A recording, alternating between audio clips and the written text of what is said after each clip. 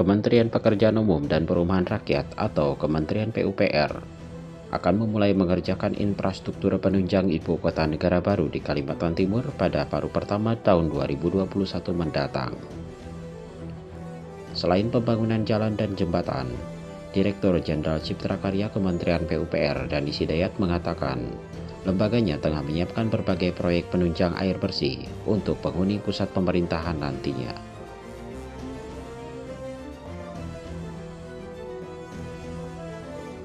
Fokus dari Kementerian PUPR untuk pemenuhan air bersih di ibu kota baru nantinya sudah disiapkan untuk kawasan inti ibu kota yang sudah diidentifikasi, yakni 4 atau 5 bendungan. Menurut Danis, proyek pertama yang sudah memasuki tahap lelang adalah Bendungan Sepaku Semoy di Desa Tangin Baru, Kabupaten Penajam Pasar Utara. Dengan daya tampung hampir 11 juta meter kubik, arusnya mencapai 2.000 liter per detik. Yang awalnya bendungan ini akan memenuhi kebutuhan kota Balikpapan, namun kedepannya akan dialokasikan untuk memenuhi kebutuhan pusat pemerintahan ibu kota baru nantinya. Proyek senilai 670 miliar itu masih dibiayai anggaran pendapatan dan belanja negara tahun depan. Kementerian pun mengatakan sejumlah alternatif sumber air lain seperti bendungan Batu Lepek di Kabupaten Kutai Kartanegara yang bisa mengasup ibu kota hingga 14.300 liter per detik. Ada juga opsi mengambil air baku dari hulu Sungai Mahakam, hanya sekitar 140 km dari lokasi inti ibu kota baru nantinya. Dalam proyeksi tahapan pemindahan ibu kota, pemerintah masih harus merampungkan pengadaan lahan, menyiapkan desain induk, serta regulasi penunjang pada tahun depan.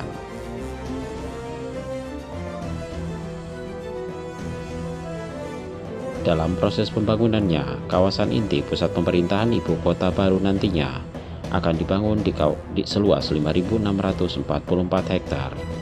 Kemudian akan diperluas menjadi 56.000 hektar. Sedangkan di tahap akhir, pusat pemerintahan akan dilengkapi berbagai sarana pendukung dan dibentuk hingga mencapai luas optimal yakni 256.000 hektar. Lebih lanjut, Danis mengatakan lembaganya baru sekedar memantapkan desain basis perkotaan. Belum ada alokasi biaya yang bisa dikeluarkan kementerian jika rancangan undang-undang ibu kota negara dan desain induk ibu kota yang dikerjakan Badan Perencanaan Pembangunan Nasional atau Bappenas belum rampung. Meski begitu, dia memperkirakan peletakan batu pertama bisa dilakukan pada awal 2021 mendatang. Sementara itu, staf ahli bidang hubungan kelembagaan Bappenas, Diani Sadiawati, sebelumnya juga memperkirakan regulasi ibu kota baru bisa selesai pada pertengahan tahun depan. Pembahasannya berjalan bersamaan dengan pembentukan Badan Otorita Ibu Kota Baru.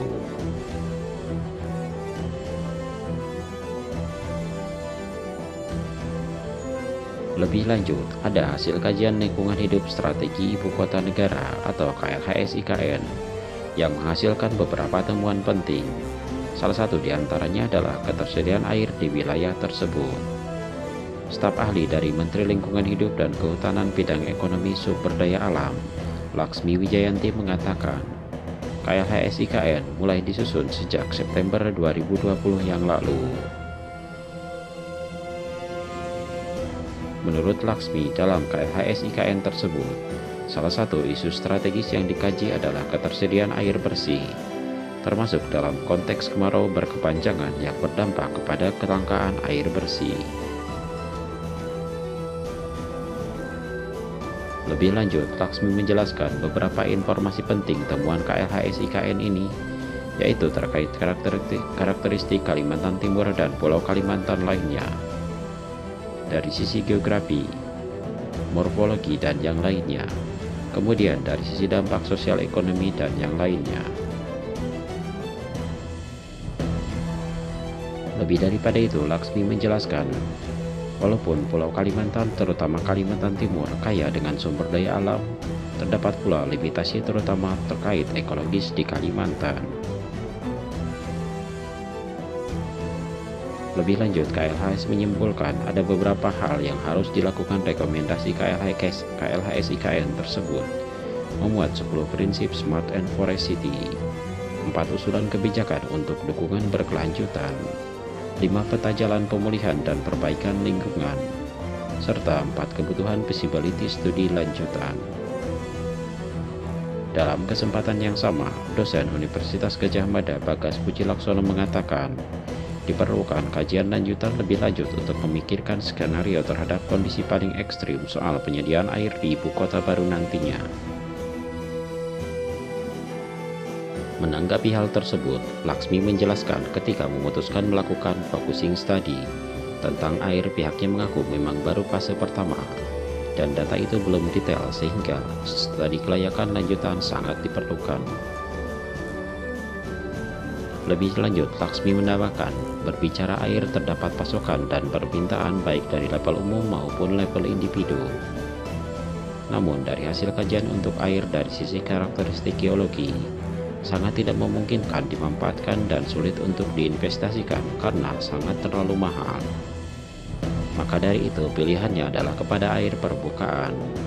Ketika melihat ini harus lihat kestabilan sumber daya, sehingga diputuskan sistem air permukaan di lokasi sangat bergantung pada hujan. Di lain kesempatan, Menteri Pekerjaan Umum dan Perumahan Rakyat Basuki Hadi Mulyono menjelaskan skenario kebutuhan air di ibu kota baru nantinya bakal memanfaatkan Sungai Air Mahakam. Basuki menambahkan adanya 2 sungai besar di sekitar ibu kota baru, yakni Sungai Mahakam dan Sungai Kahayan, menjadi salah satu langkah yang bisa dimanfaatkan untuk sumber air nantinya. Namun pihaknya masih belum menghitung secara pasti kebutuhan air baku yang diperlukan di ibu kota negara yang baru nantinya.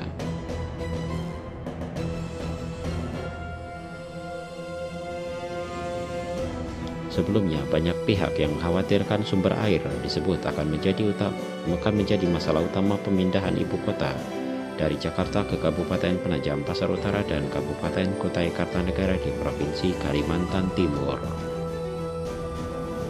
Kekhawatiran itu dikatakan karena berkaca dari kota penyangga ibu kota, yakni kota Balikpapan. Menurutnya, pusat bisnis di Provinsi Kalimantan Timur itu masih menggunakan air hujan yang ditampung dan direvitalisasi sebagai sumber air bersihnya. Selain daripada itu, ada beberapa titik sumber air untuk disuling kembali sembari membangun waduk-waduk baru.